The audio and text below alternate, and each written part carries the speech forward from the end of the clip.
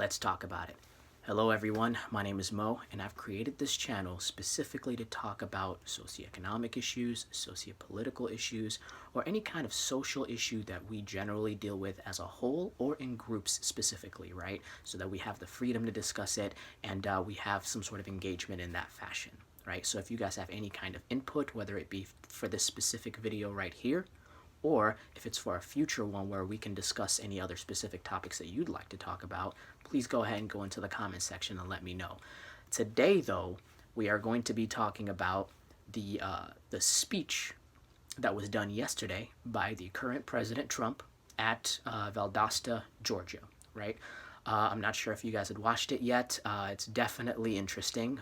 Let's first start with the things that we definitely expected, right? Whether you're pro or against, it doesn't really matter. We all kind of expected him to talk a lot about his campaign and to talk a lot about voter fraud and to talk about kind of himself and his presidency one way or another, right? We knew that that was going to happen, even though the event was definitely specifically for the two current senators that are on a runoff race with the two candidates currently, right? So Republican versus Democrat currently, they're having a runoff up to, I believe, January 5th.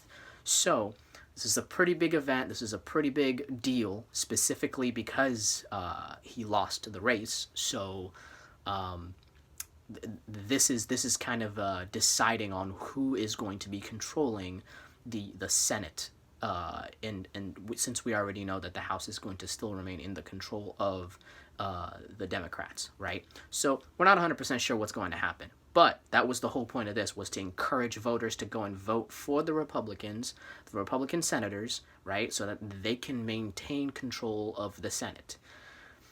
But what actually happened was that he spent, the current president, he spent roughly about 70 to 80% of the time specifically talking about himself and his campaign and Joe Biden and who won and who lost and a bunch of other things like that. I mean, he did mention these guys, right, by name, and I got this written down. He mentioned David Perdue 21 times, Kelly Loeffler 19 times, and then he mentioned his own self by name 16 times. Which is impressive because, let's be honest here, we probably thought that he was going to say his name more than the people that he came there for, but he didn't this time. So I was a little bit impressed by that. I was slightly surprised about certain things, slightly not surprised about other things, right? The things that I wasn't surprised by, for example, is constantly talking about voter fraud, right? Like that was not going to be surprising to anyone. Even the crowd was pretty much like, yep, here it comes, right? Like everybody knew that he was going to be talking about that. Everybody knew that he was going to be discussing mail-in ballots. He was going to be talking about the race and all that kind of stuff. So that stuff did not surprise me. But there were a few things that did catch me off guard. So one of the quotes that he said was, "We caught them," and this is him talking about the actual the Georgia specific one, right? So he was talking about Georgia and how they voted for Biden over Trump, right? And well, the thing is, he obviously does not believe that. He believes that he still won it, right? And so he's talking about the court cases and all that. And as he's talking about the court cases and he's talking about the affidavits and all that, what he said was, "We caught them cold and have numerous cases pending. And so far, we haven't been able to find the people with the courage to do the right thing. And that is true in Georgia, certainly." I don't know what to say here. I mean, he literally said we haven't been able to find the people to do the right thing, right? So like, he still obviously believes there are people out there, but that's pretty much, guys, that's pretty much an admission that all the cases that are going on right now in Georgia, any of the cases previous and the ones that are in future so far coming in, he's pretty much saying we have no credible witnesses right now. That's what he's saying. Right now, we have no credible witnesses. So like, I mean, I did not expect that. because he said a lot of different things, and a lot of them are easily debunkable lies about the ballots and about the voter suppression, voter ID laws, all that kind of stuff. He said a lot of things that were very easily debunkable. I didn't write all that stuff down because honestly, if first of all, it was a lot, right? It was like 100-minute long speech. And if you wanted to get the specific fact checks and all that, you can go to the Associated Press and read their article over there, or whoever you particularly like that are probably going to reference the Associated Press anyway. But yeah, just you can go ahead and do that. I did not want to be like, oh well, let's talk about this lie, let's talk about that. You know what I'm saying? I didn't want to talk about all that stuff today because we already knew that those things were going to be part of the speech. I wanted to talk about the things that were not expected, right? One of them is basically him right here admitting that there's nothing in Georgia for him, like nothing, which is why I suppose why he had called up the leadership in Georgia just before this rally to try to get them to overturn the election, basically, right? Which that was not going to happen. So I don't know. I did not expect that to happen. And also, even though I knew he was going to talk a lot about his own election and all that, I thought he was going to try to focus at least somewhat on talking about the fact that right now it seems like a lot of Republicans, due to the belief that this was a stolen election, that there's all this is voter fraud and all that kind of stuff, they are starting to feel defeated, or it's kind of like a mix. It's partially feeling defeated and partially feeling emboldened to not vote for Republicans, but not vote at all, basically, right? To basically fight and protest the entire system of voting, right? I thought he was going to address that like quite a bit and explain like how that does not make sense for his guys to not vote for Republicans, right? Like, because obviously the Republican Party is going to come down on him if that actually ends up being what happens. Because there are right now several Republicans, several conservatives, kind of like all across the country talking about not wanting to vote and certainly not wanting to support the people in Georgia, right? Because they don't think they're going to win anyway, and they want to protest in this fashion. So it's a big enough issue that it may affect his credibility amongst Republicans that are in the Senate right now if they end up losing the Senate because of that. So I thought he was going to spend at least like 10, 20 minutes specifically talking about, hey, look, this can't be what we do. We need you to go out there and vote because you cannot use me and my loss and my whatever, since he believes that it was voter fraud, you can't use me losing in a cheating fashion or whatever to justify not voting or not participating in the voting process. And he did. I will give him credit for that. He did in fact address the issue. He did say, look, you guys can't not vote, right? And he addressed the issue for 1 minute. For 1 minute out of a 100-minute speech, he addressed that issue. So literally 1% of the entire speech was about the one thing that he was really there for, which is to make sure that his voters don't not turn out for the Republican senators.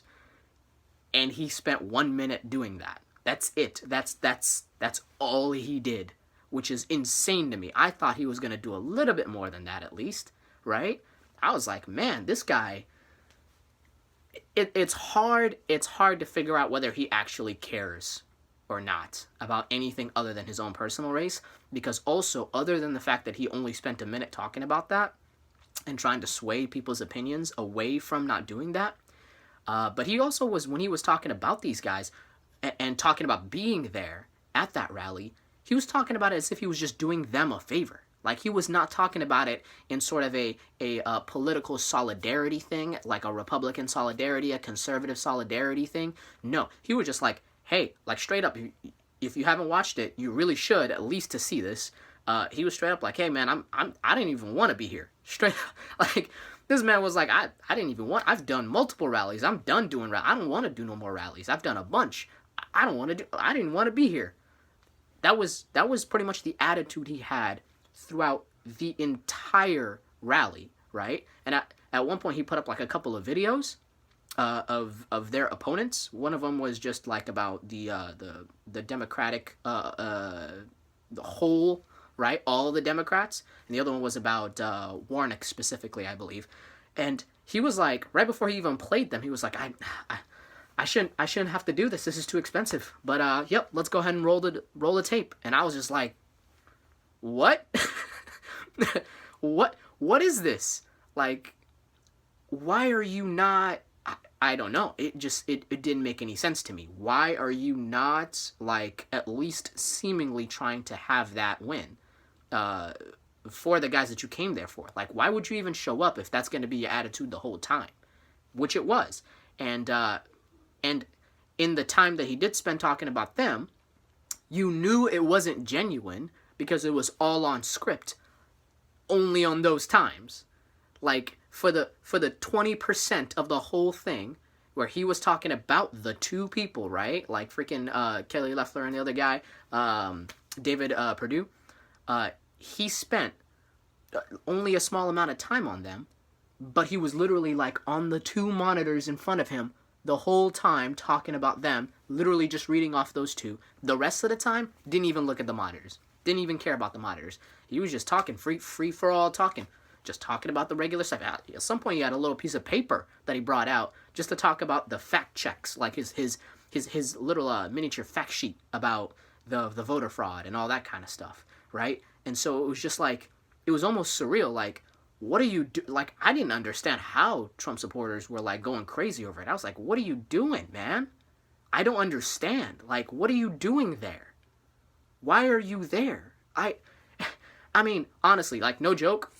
He talked about illegal immigration, abortion, the Supreme Court being packed or whatever, and bragged about his tax cuts, which I was just like, what? That's like one of the things that lowered your approval rate. I don't understand why, whatever. But yeah, he talked about a bunch of different topics, and he went all over the place. And at some points, it seemed like he was losing his own crowd, so he'd just be like, all right, let's throw out a catchphrase, right? He'll just throw out random catchphrases like, this is fraud, or this is cheating, or can you believe that, like, they did this to me and I lost? Like, I don't know, it was like a combination of like complaining to your best friend and also like just being there in a formality sense, so talking to an acquaintance at the same time. It was weird. Like, he would flip-flop between the two. Like, he was talking to an acquaintance who he had to just, was like a work buddy, you know, you had to just kind of keep in touch with slightly, and then talk to his like closest best friend who would just complain about his whole life to him. And he would just switch back and forth between these two characters throughout the whole speech. I don't know. I think it was interesting. I think that's how I'm gonna wrap this up and say this was an interesting speech. He talked about a lot of things. I don't know how effective this is going to be for the runoffs for the Republicans. I don't know how much they're going to be able to like really stick with it and actually win both, right? And I don't know if the Republicans are even going to be happy about it, right? Like, about the fact that he basically did that. I'm not even sure if Kelly Loeffler and David Perdue are going to even be happy about this. I'm not sure. I know that one of them was there, but I don't know if they're really like. I feel if I was them, I'd be like, man, what was that? Why were you even here? Why didn't you just tweet? You know what I mean? Why don't you just throw out a tweet? I don't know. I think it went not so great. And I would like to hear your input on this and see what you guys think. As I said before, just go ahead and comment below if you have any comments, and let me know if you have any other topics you want to talk about as well. Otherwise, thank you so much for watching.